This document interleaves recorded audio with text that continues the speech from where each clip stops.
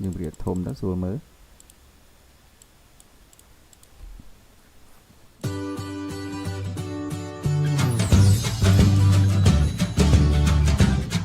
bà số đây là ở này xong xóa cùng một can video tham mấyในការបង្ហាញរបស់ខ្ញុំអូខេថ្ងៃនេះខ្ញុំបង្ហាញអ្នកនរគ្នាអំពីការដំឡើង barcode font ទៀតហើយ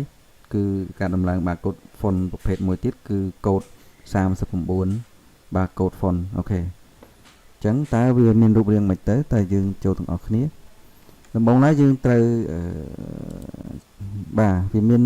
website របស់វាគឺ font នោះគឺនៅក្នុង link ខាងលើនេះហើយខ្ញុំនឹងដាក់វានៅក្នុង description នៃវីដេអូខាងក្រោមរបស់ខ្ញុំអញ្ចឹងបងប្អូនអាចចូលតាម link វាយតាម link នេះក៏បានឬក៏អាចចុច link ដែលខ្ញុំបានដាក់នៅក្នុង description ក៏បានដែរអូខេអញ្ចឹងវាយើងចូលអញ្ចឹងទៅគឺ font barcode font នោះគឺ code 39 barcode font បាទអញ្ចឹងនេះកន្លែង download យើងចុច download វាទៅអូខេដោយសារខ្ញុំធ្លាប់ down នេះខ្ញុំ down វាឡើងវិញ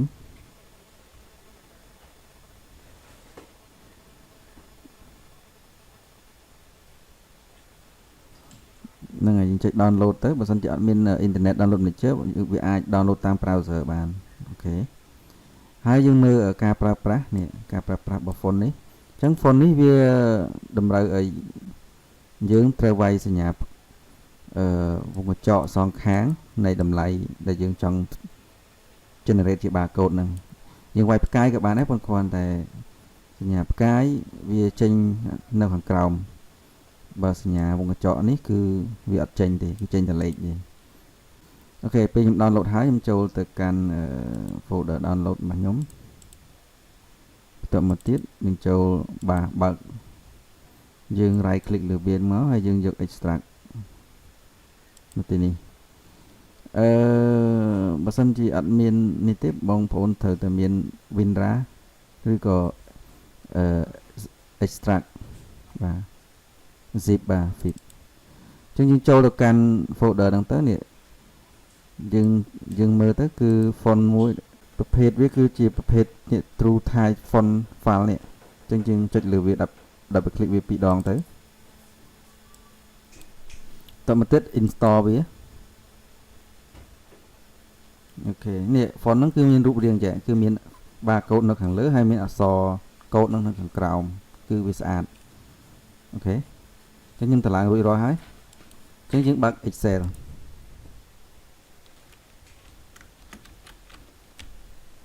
បើក Excel ហើយយើងអូខេខ្ញុំតេស្តមួយអូខេខ្ញុំវាយថា1 2 3 4 5 6 7 8 complete យើងត្រូវដាក់សញ្ញាផ្កាយសញ្ញាបិទបើកវងកញ្ចក់នៅសងខាងវាបាទបើកវងកញ្ចក់តម្លៃលេខឬក៏តម្លៃអក្សរដែលយើងចង់ធ្វើជាកូដហ្នឹងតមកបិទវងកញ្ចក់ហ្នឹងគឺជាបាទសញ្ញារបស់វាអញ្ចឹងយើង enter មកហើយយើងអានេះដោយសារអីដោយសារយើងបើកវងកញ្ចក់គឺជាធម្មតានៅក្នុង Excel កាលណាយើងបើកបិទវងកញ្ចក់ហើយដាក់តម្លៃលេខនៅខាងក្នុងគឺមានន័យថា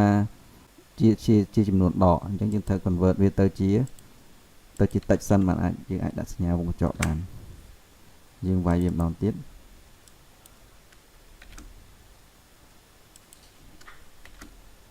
អូខេតែបើសិនជាយើង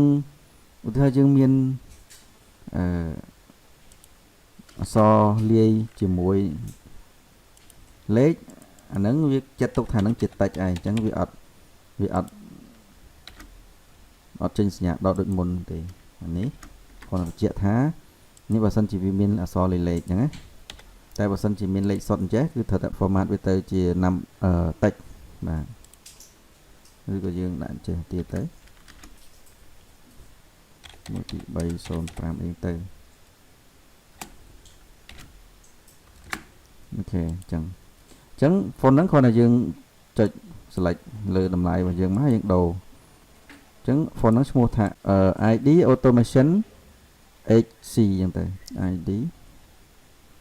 នេះអញ្ចឹងវាចេញចា font ហ្នឹងចេញចាអញ្ ចឹង font ហ្នឹងវាមាន ID នៅខាងក្រោមអញ្ចឹងណាយើងរៀបធំទៅស្រួលមើលនេះគឺបាទគឺវាចេញអញ្ចឹងយើងអាច scan ស្គាល់ហើយយើងមានមុខកញ្ចក់សងខាង complex អញ្ចឹងវីដេអូនេះមានតែប៉ុណ្្នឹងឯងវីដេអូក្រោយខ្ញុំនឹងធ្វើការបង្ហាញអំពីការ generate barcode ដោយប្រើ font ហ្នឹងធ្វើជា Excel list អូខេអរគុណចំពោះការតាមដាន